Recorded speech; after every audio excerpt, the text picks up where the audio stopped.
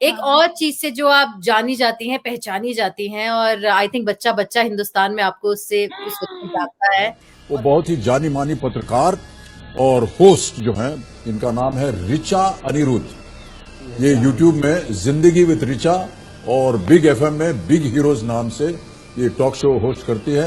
ऋचा जी नमस्कार, आपका बहुत बहुत और बहुत बहुत धन्यवाद। नमस्कार सर, दो बातें आपसे कहना चाहती हूँ। जी बोलिए। पहले तो बहुत बहुत बधाई आपको और पूरी केबीसी की टीम को, 18 साल मतलब बालिग हो गए अब जी। तो बहुत सारी शुभकामनाएं। मैंने गलत नहीं, लेकिन मैंने ये कहा है कि मुझे नहीं आता, क्योंकि हम लोग जब सबसे पहले गए थे ना, तो हमें सिद्धार्थ बासु जी ने, बाबू हम लोग बोलते हैं उनको, यही ब्रीफ किया था कि देखिए बिल्कुल जरूरी नहीं है कि हर एक्सपर्ट को सब कुछ आता हो। आपको नहीं आता तो मतलब गलत जवाब देने से अच्छा है मना कर दो। तो ऐसा हुआ है मेरे साथ, 2-3 बार हुआ है कि हमने कहा कि हमें नहीं आता इसका चीज का, नहीं मतलब।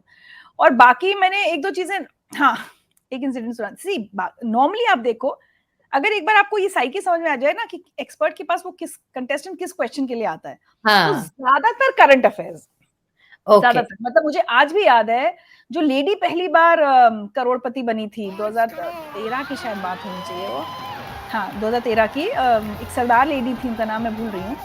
तो वो 25 लाख के सवाल पर आई थी और लॉन्गेस्ट सर्विंग कांग्रेस प्रेसिडेंट सवाल था। उससे पहले ही ऐसी कुछ खबर आई थी, क्या था, तो मैंने बोला, she asked to my help, मैंने कहा कि सोनिया गांधी। और बच्चन सर मुझे नर्वस करने में लगे, रिचा व्हाई डिड यू से सोनिया गांधी।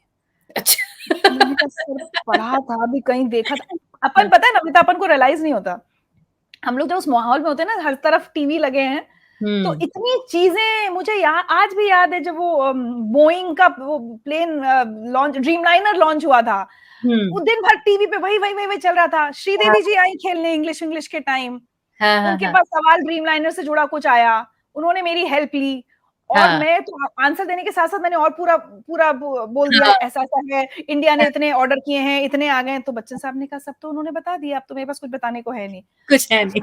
ऐसे बहुत होता है कि नॉर्मली करंट अफेयर्स से जुड़ी हुई चीजें, एक बार मैं अच्छा वाला फंसने वाली थी।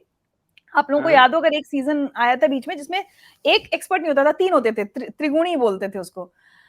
तो मेरे इस तरफ बैठे दीपक चौरसिया, हार्डकोर जर्नलिस्ट, एक तरफ बैठे हैं एक आर्मी ऑफिसर, ठीक है, बीच में मैं।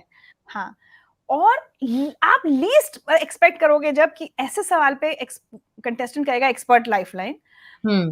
एक गाना चला जिसमें उन्होंने कहा म्यूजिक कंपोजर कौन है, गाना मासूम फिल्म का, तुझसे नाराज नहीं जिंदगी मेरे, हाँ यही था ना, हाँ, इसकी म्यूजिक कंपोजर कौन है, और उसने कह दिया त्रिगुणी।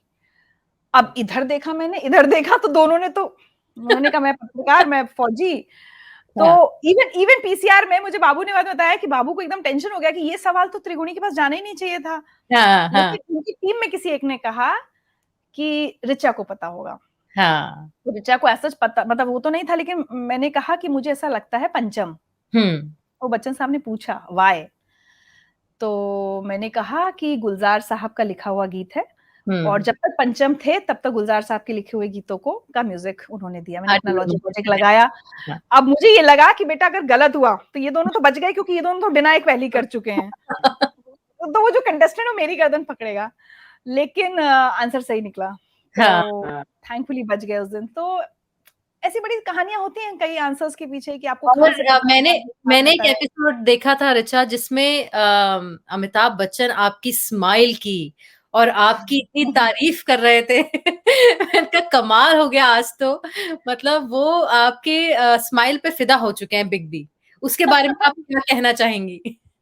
नहीं, दैट्स मतलब बच्चन साहब ये जाने कि ऋचा अनिरुद्ध कौन है, नमिता, मतलब ओपी में रोना नहीं चाहती। Oh my God. बट मैं मतलब मैं बोलती रहती हूँ कि कई बार कि आज के बच्चे नहीं समझ पाएंगे, मेरी बेटी भी नहीं समझ पाएगी ये चीज, जिसका लाइफ टाइम ड्रीम था कि अमिताभ बच्चन से एक बार मिलना है। आप समझ रही हैं? और आज 90% टाइम्स उसको अगर मैसेज भेजती है तो बच्चन साहब का जवाब आता है।